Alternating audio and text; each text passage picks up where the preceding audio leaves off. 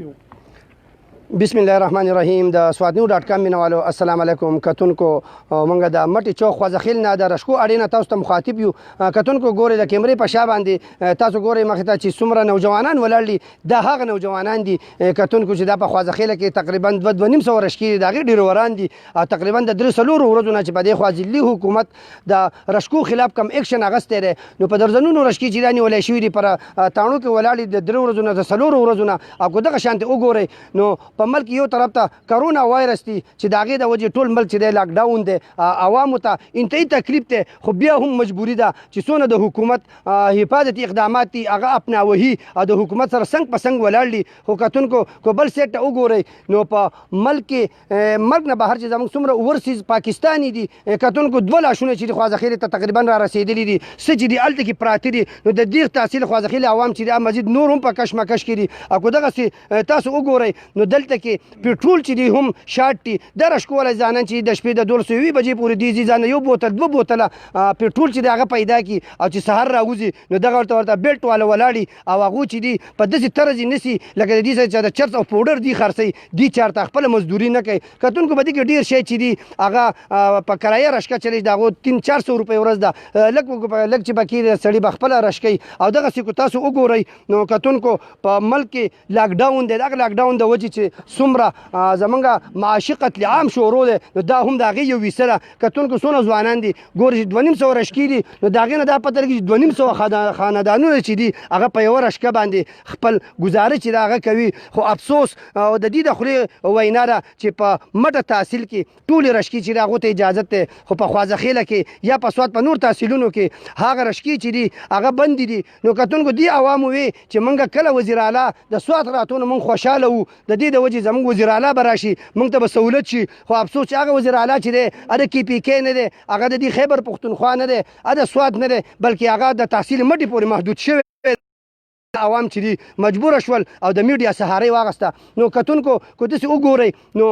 زموږ چې څومره ورونه دي په بهر ملکونو کې د دې یو رشکې والا تقریبا یو ورور چې به دا بچا په سعودي کې په بهر ملکونو کې به خپل مزدوري کوله روپۍ به یې رالېږلې. خو څنګه تاسو ته پته ده څنګه چې په سعودي کې لاک ډاون په پاکستان کې نه په سعودي کې هم دی نور چې څونه ملکونه دي که یورپي ملکونه ولې نه دي په هغې کې هغه لاک ډاون دی د هغې د وجې موږ له چې به کوم افرادي ضد دغه راتللو هغه چې د هغه بند شوي دي نو ځکه دا چې ځانان چې دي سهار رشکه وباسي ماښام یې بیایي خو هغو ته هغه سهولت نشته دی. کو پولیس دي کو ټرافیک والا پولیس دي کو اکسایز والا دي راځي او دی نسي او رشکې دي باندې او بیا دې ته وایي چې تاسو ځئ 2-3 ورځې بعد به پته لګي. نو دا څونه ظلم شروع دی د دې عوامو سره. کو چېرې زموږ د دې MNA صاحب زموږ MPA صاحب زموږ نور څونه منتخب کسان چې دي مشران چې دي بیا خصوصا سرکاري افیسر چې دي کو چېرې د دې خلکو سره لږ ډېر تعاون کولی ولې به دا مجبوره کېدل او دلته کې به راتلل. د سوات نیوز د پاڼې نه لا یو نیغ په نیغه تاسو ته ځکه دا پروګرام خایو چې دا دغه وزیر اعلی KPK دا دغه مراد سعید وفاقي وزیر نور چې څومره ذمہوار کسان دي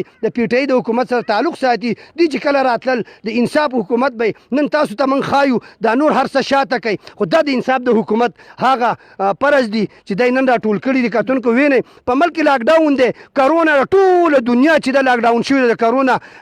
خلاف چې دی خپل جدوجهد کوي. خو افسوس د پاکستان د KPK بیا خصوصا د ذلي حکومت چې دی هغه د کرونا نه علاوه راغلي دي او خپل اکټیویټیز نور هم دا کوي. ګورئ ورته خپل پروګرس جوړئ چې موږ رشکې ونیولې نو موږ هم دا وایو چې بالکل موږ سواتیان چې څومره یو موږ قانون چې دی هغه منو نو دغه چې دی دا به موږ کوو دا غیر قانوني دي نو بالکل دا د اسمان نه دي رارتاوي شوي نه دا د چاینا نه راغلي نه د جاپان نه دا هم په دې لنډاکي باندې راغوښتي دي. په دې لنډاکي باندې هم دغه خلک ولاړو یا به رشوت اخیستی یا به سپارش شوی چې په څه قسمه راغلي. خو نن زما دې غریب ورور ته چې دا رشکه والا شوې ده د ښځې کالي خرڅ کړی دی د خپله میخه خرڅه کړې ده د کور خواته لږ پټی دی هغې خرڅ کړی دی خو دغه رشکۍ پې اخیستې ده. نن دا حکومت وایي چې دا غیر قانوني ده دا 2 نمبر ده دا ستا نه سمه. نو افسوس څه د افسوس چې د انصاف د حکومت نه زموږ دا تمه نه وه چې موږ عوام به داسې کونه په کونه به دا ورولي دا جزانان چې 4 ورځو نه راغلي دي په دې ځای کې دي داسې ناستې لکه دي چې چرس پوډر خرڅ کړي دي خو د دې هېڅوک د تپوس نشته دی. نو راغله نن یې د میډیا سهاره واغسته نو د سواد نیوز د پاڼې نه تاسو ته لا یو نیغ په نیغه باندې دغه چې څومره دي د چا نه چې شکایتونه دي دا واورئ د دې عوامو سره لږ چې دی تعاون وکړئ چې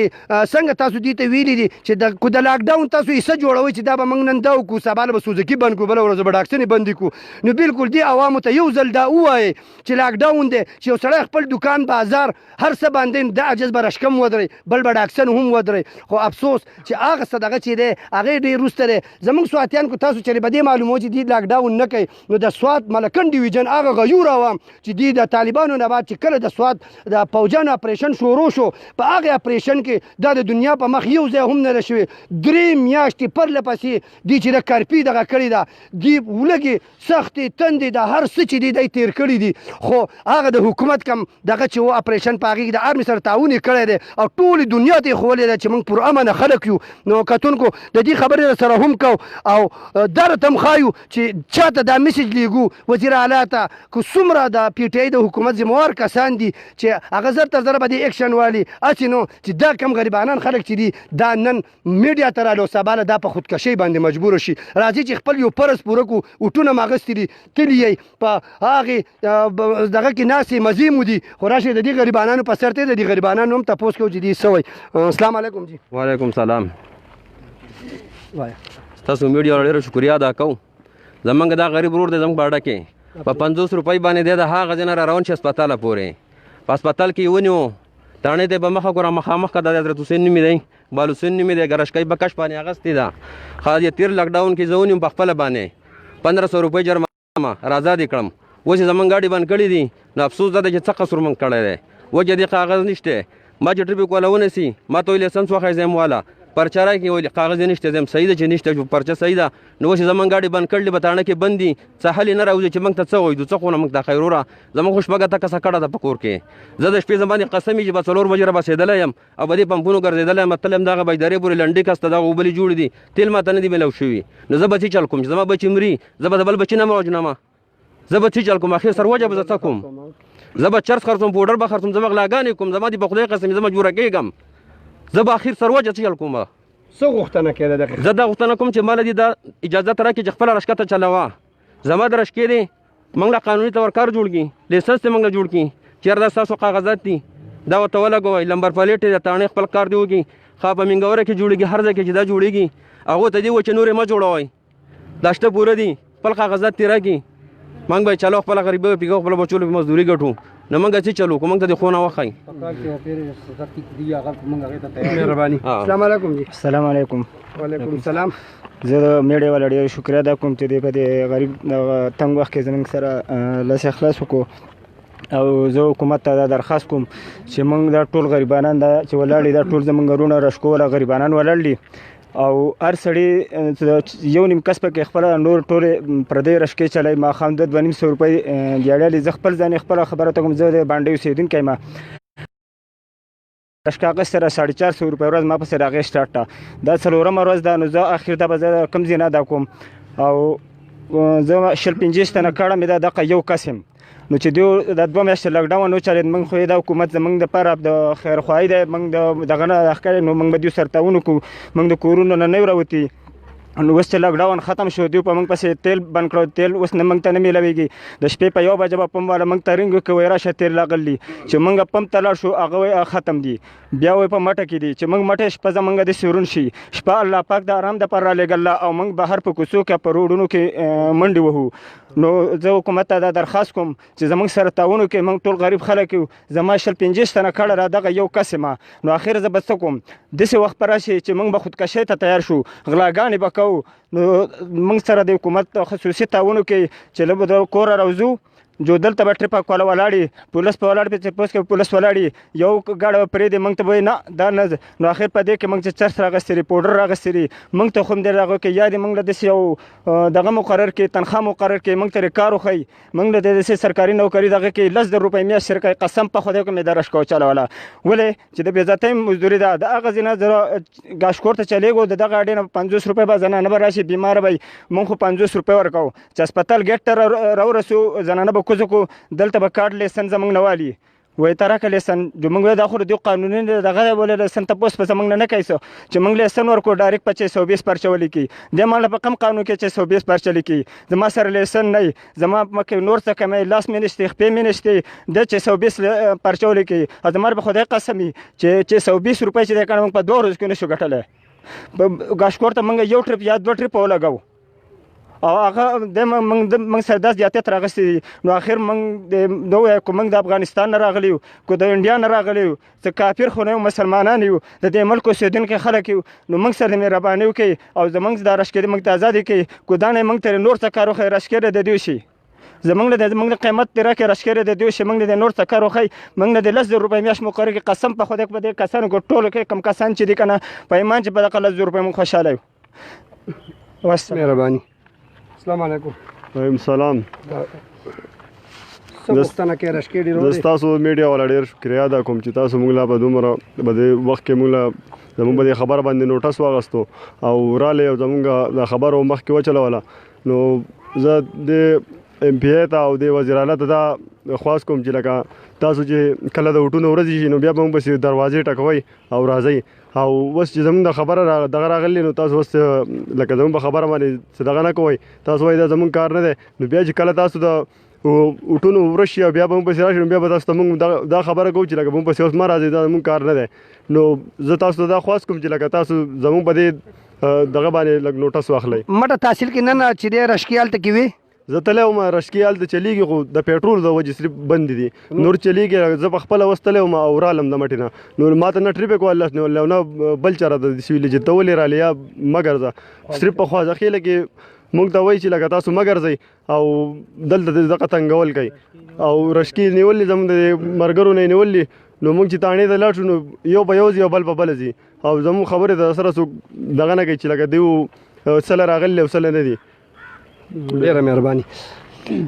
کتونکو تاسو په مټې چوک کې د رشکو په اړه کې موجود یو کوم ځای کې چې هغه ځوانان ولاړ دي دغه خبرې تاسو واورېدلې قسم په خدای چې موږ لیم جړه راوستله ځکه چې د افسوس خبره ده د ریاست چې کم فرض دی ریاست خپل فرض پرېښودی دي هغه خپل رټ قایمول غواړي د هغې رټ د لاسه چې دي دا عوام چې دي هر وخت قربانیانې ورکړلي خو افسوس چې په ملک کې هغه یو وبا هغه یو دغه خوره شوې ده چې د هغې ته لاسه عوام چې دي هغه د کورونو نه نشي راوتی لاکډاون دی یو سیټه حکومت دی بل خوا د خپل ځان دی نو کتونکو په دونه غربت کې هم چې دی لاکډاون چې دی هغه مني د حکومت هر څه اقدامات چې دي هغه مني هغه کوي هم تاسو وګورئ څومره کسان چې دلته ولاړ دي 40-50 کسان دي د ټولو باقاعده ماسکونه لګولي دي د دې نه دا ظاهرېږي چې دی د حکومت رټ چې دی هغه نه چیلنج کوي بلکې هغه چې دی هغه یې قبلوي خو کتونکو دغه حکومت دغه ریاست له هم پکار دي چې راشي او د دې غریب چې دی د دم تپوس وکړي څنګه چې ما تاسو ته وویل د دې د خولې وینا ده چې دا رشکې د اسمان نه دي راغلي دا هم په دې لنډه کې راغلي دي کو غیر قانوني وه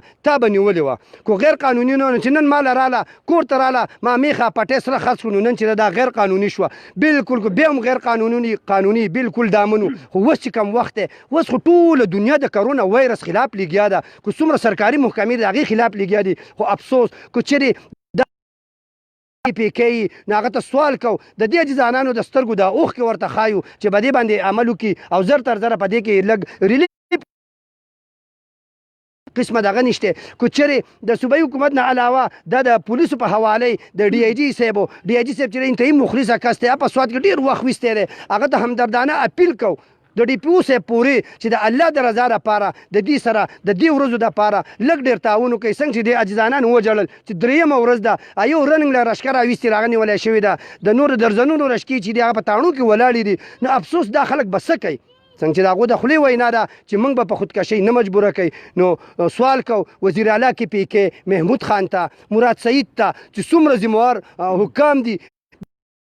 ډاکټر حیدر علي خان ام پی سردار خان ته چې هغه راشي او د دې غریبانو سره په دې سخت وخت کې لاس خلاص وکړي د دې چې کومې جایز مسلې دي د دې د حل لپاره د دغه ډي سي سواد سره د ډي پی او سواد سره هغه کینی او د دې د اواز چې د هغو ته ورسي امید لرو چې څومره ذمهوار